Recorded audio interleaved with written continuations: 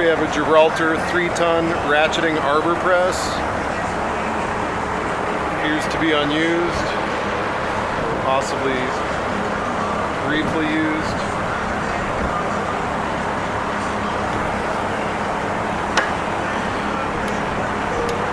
Can't guarantee that it's operating properly.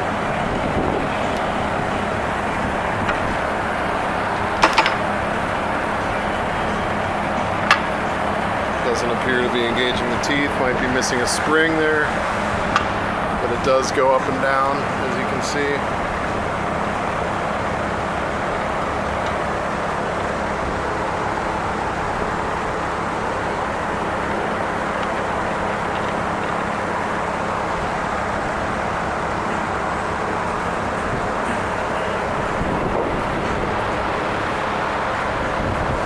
It may be missing a couple pieces, but it appears to be in otherwise decent condition. Original packaging was damaged due to shipping distress, and sold as is.